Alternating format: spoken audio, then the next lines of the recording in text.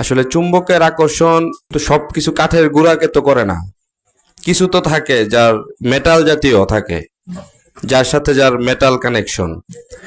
কিন্তু আমি কখনো গুরুজির প্রশংসা সামনে করি না, যদিও যে একজন মানুষের দ্বারা একক একজন ব্যক্তি গুরুজির অবর্তমানে দেখেন কানেকশনটা কিন্তু অনেক বিচ্ছিন্ন। অনেকে কিন্তু দরবারে আসতে চায় না গুরু না থাকলে, এটা সত্যি কথা, যেটা বাস্তব। আগে খবর নেয় যে গুরু কই আছে, ঠিক না? তার মানে কি দাঁড়াইলো বিষয়টা, যে একজন মানুষের আকর্ষণে সারা বাংলাদেশ তথা ভারত তথা সারা বিশ্ব, শুধুমাত্র একজন মানুষ। তার মানে তার ব্যক্তিত্বের মধ্যে এমন কিছু আছে যার কারণে এই মানুষগুলো আসে। হতে পারে সেটা জ্ঞান, জ্ঞানের কারণে অনেকের জ্ঞানের ক্ষুধা থাকে, কারো কাছে জ্ঞান, কারো কাছে ধর্ম। কিন্তু আমরা যারা মিশি জ্ঞানের পরে তো আমরা এখানে আসি, বায়াত হওয়ার পরে। জ্ঞান থাকাকালীন তো কেউ বায়াত হয় না। জ্ঞানের পরবর্তী সময় যখন আমরা সঙ্গ ধারণ করি, তো সঙ্গ ধারণের পরের যে আকর্ষণটা, ওটা তো আর জ্ঞান থাকে না। ওই সময় কি আপনারা কেউ কি কোনো জ্ঞান নেবার জন্য এখানে আসছেন? সবাই তো জ্ঞানই শেষ করে এখানে আসছেন। কিন্তু এখন পরবর্তী যে আশাটা, সেটা তো হচ্ছে যে একচ্ছত্র ব্যক্তিত্ব এবং ভালোবাসা। তো একজন মানুষের পক্ষে এত এত মানুষের ভালোবাসা দেওয়া, অনেকের তো, আমি যদিও বিয়ে করি নাই, অনেকের তো দু একজন পোলাপান থাকলে রাগ উঠে পড়ে স্বাভাবিকভাবেই। কিন্তু এত এত মানুষ, বিভিন্ন অ্যাঙ্গেল, বিভিন্ন চরিত্র, বিভিন্ন বৈশিষ্ট্য, এটা মেনটেন করা অনেক কঠিন। নিজের একটু ওই জায়গায় দাঁড় করাইলে বোঝা যায় যে আসলে এত এত মানুষের ব্যালেন্সটা ঠিক রাখা অনেক কঠিন। এই দায়িত্ব তো সাধারণ স্বার্থ নিয়ে করলে হবে না। আপনি স্বার্থ নিয়ে কয়দিন টিকবেন? মানে 1 মাস, 2 মাস, 3 মাস, 1 বছর, 2 বছর আপনি ধরা খাবেনই। আপনি যত বড় চালাকি হন, পৃথিবীতে কেউ ধরা না খায় মারা যায় নাই। এমন কোন ব্যক্তি আছে যে চালাকি করে ধরা খায় নাই কিন্তু মারা গেছে? তার প্রকাশ ঘটবেই কোনো না কোনো ভাবে। এই যে ধর্মের যে বিষয়টা, আমাদের এখানে চালাকি নিয়ে তো ধর্ম হয় না।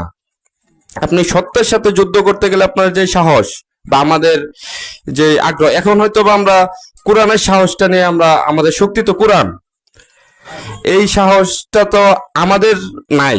আমাদের কি আছে আমরা কোনো জায়গায় কোরআনের কোনো কিছু করতে পারবো? কিন্তু আমাদের যে সাহসটা এই জায়গায়, আজকে আমরা এই জায়গায় দাঁড়ায়, এখন তো একজন দেখছি যে সাধারণ একজন যে নর্মাল একটা ভক্ত, সেও দেখছি সাহস করে গ্যাট ধরে উঠে পড়ে, আমি না পারলেও তো আমার গুরু আছে আইএস, ঠিক না?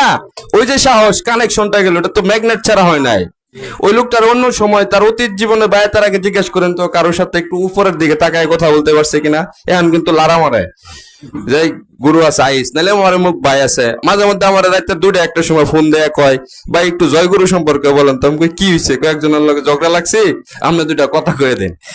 তাহলে এই যে একটা আত্মবিশ্বাস, এই যে একটা বিষয় জ্ঞান দিয়ে সাজানো, এটা অনেক কঠিন জিনিস।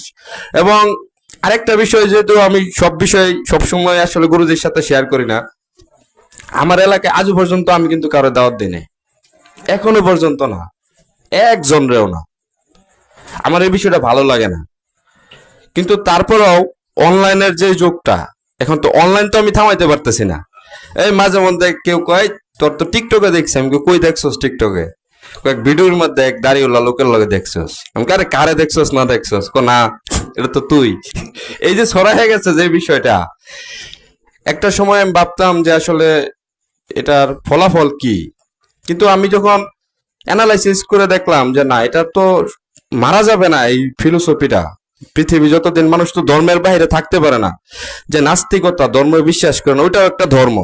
যেমন এই কাঠ লোহাকে আকর্ষণ করে না, মানে প্রভু বিশ্বাস করেন, এটাও তো তার একটা ধর্ম। এই কারেন্ট, এই চুম্বককে আকর্ষণ করবো, এটাও তার একটা ধর্ম। ধর্মের বাইরে কেউ নাই, সবাই ধর্মের মধ্যে। তা আমরা যারা সৃষ্টিকর্তায় বিশ্বাসী, মুসলমান ধর্ম বা সমস্ত ধর্মের যে গুরু আর কি, আমাদের যে ধর্মের, সবাই যার যার ধর্ম প্রচার করতেছে। কিন্তু একটা ধর্মের মধ্যে থাকাকালীন যে আদব, বিশ্বাস, সবাইকে সঙ্গে নিয়ে চলা, এটাই তো মানুষের ধর্ম হওয়া উচিত। মানুষের সাথেই তো মানুষের ধর্ম, নাকি? নাকি মানুষ ছাড়া কোনো ধর্ম আছে? মানুষের সাথে মানুষ চলবে, মানুষ সঙ্গ ধারণ করবে, মানুষের সাথে মানুষের রাগারাগি হবে, হাসি ঠাট্টা, এই তো ধর্ম। এই বিষয়টাকে এখানে পাওয়া যায় না। মানুষের সাথে সঙ্গ ধারণই তো, আমরা কি এখানে বৈশা রয়েছি, এটাও তো সঙ্গ। খাওয়া দাওয়া করবো কিছুক্ষণ পরে, এই তো এই সঙ্গ ছাড়া তো মানুষের জীবনে আর কিছু নাই। আমার সবচেয়ে বেশি ভালো লাগছে, এটা আমার জানি না মনের চাওয়া হয়তো বা একটা সময় ছিল, গভীর সূক্ষ্ম চাওয়া, যে গুরুজির এই বিষয়ে আমি কাউরে বলবো না, কিন্তু হঠাৎ করে কোনো একদিন আমার এলাকার একজন লোক আমার বলছে যে ওই যে মানাতে যে অনুষ্ঠানটা হয়েছিল উনি তো তোমার গুরু। তাই বলছি জি। বলছে যে পরবর্তীতে যদি আমাদের বাবার একটা অনুষ্ঠান হয় তুমি কি তোমার গুরুজিরে নিয়ে আসতে পারবা, ওই টিম সহ বলছে আর কি। যে সবার চুলদারি মুসলা বলছে যে টিম লাগবো। আমি কই এই টিম তো আপনি সামলাইতে পারবেন না। এ তো টিম, আপনি একজন হইলে গুরুজি হইলে একটা বিষয়, বা গুরুজি কোথাও আসলে ওই টিমটারে লাগবে, আমার খুব ভালো লাগছে, এমন টিম আমি কোথাও দেখি নাই। ওই চুলদারি মুসলা এত বড় একটা টিম, এই টিম কোথাও নাই বাংলাদেশে। তারপর আমি ওনারে কথা দেই নাই, হাতে রাখছি, আমি কই দেখি যদি সিচুয়েশন হয়। তার মানে আমার বাড়ির কাছে পৌঁছায় গেছে ঘটনা, কই আমি আর কই, অথচ ওনার সাথে আমি কোনোদিন কথাও বলি নাই, রাস্তাঘাটে দেখা হইলো কোনো সময় না, কিন্তু উনি নিজ থেকে আমার এই কথাটা বলছে, মানে এটা তো আমার কোনো কিছু না।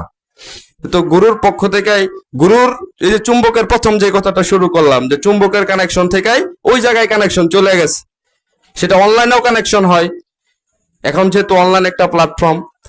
তো আসলে আপনাদের প্রতি মানে আসলে কৃতজ্ঞতার ভাষাও নাই, যারা আমাদের সিনিয়র ভাই, মানে আসলে 15-20 বছরের যে আতর ভাই আছে সহ, আসলে এরা কতটা ধৈর্য সহকারে আছে আমি মাঝে মধ্যে এটা ভাবি, যে আসলে ওরা কিভাবে আছে 30 বছর 40 বছর যাবত একজন মানুষের সঙ্গে দাঁড়ান।